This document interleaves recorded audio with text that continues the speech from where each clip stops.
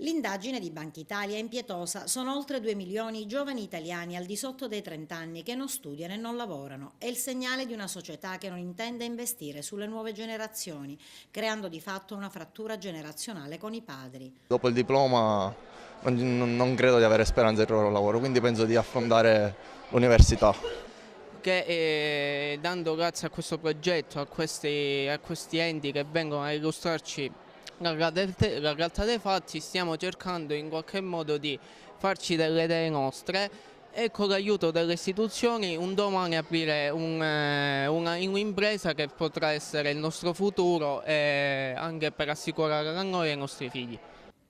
Una frattura difficile da ricucire ed è stato questo il tema conduttore di un convegno svoltosi al Polo Universitario di Agrigento nell'ambito delle giornate dell'economia promosse dalla Fondazione Curella, presenti numerosi esperti. Dal mio punto di vista posso semplicemente prendere atto di quelle che sono state le politiche degli ultimi anni e accorgermi che esse sono state assolutamente delle politiche antigiovanili. Mi posso riferire in maniera principale al diritto allo studio, che è stato massacrato dalle riforme finanziarie e strutturali dei ministri Tremonti e Gelmini. Quali le cause che hanno prodotto questa frattura generazionale? Le cause sinteticamente sono quelle di dire che negli ultimi 20-30 anni abbiamo vissuto al di sopra delle nostre possibilità. E prima di tutto abbiamo creato un debito che, se non da subito incominciamo a riportarlo entro limiti più accettabili, renderà molto difficile la vita di questi giovani ragazzi. Noi abbiamo scelto invece di parlare di quello che è accaduto in questi tempi e come, se è possibile, ricucire una frattura che secondo noi c'è stata tra le generazioni precedenti e quelle attuali.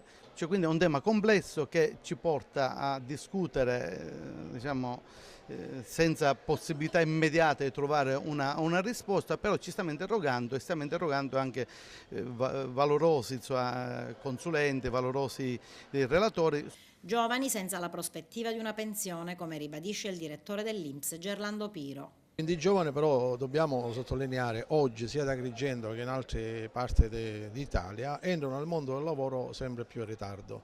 Quindi una frattura generazionale io la intenderei anche sotto questo aspetto, perché le pensioni costruiscono con i versamenti che si fanno a seguito di assunzioni e quindi di lavoro stabile, ma anche lavoro a tempo determinato. Oggi questo lavoro stabile purtroppo non c'è.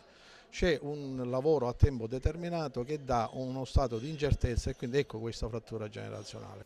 Una frattura generazionale sulla quale tante responsabilità sono della politica. La politica deve eliminare tutti quegli oneri burocratici che rendono sempre più impervia e più complicata, per esempio, la capacità di intrapresa familiare delle piccole e medie aziende e talvolta anche di quelle imprese giovanili che, pur previste dall'ordinamento, tardano ad essere effettivamente realizzate per difficoltà burocratiche dei vari livelli di governo.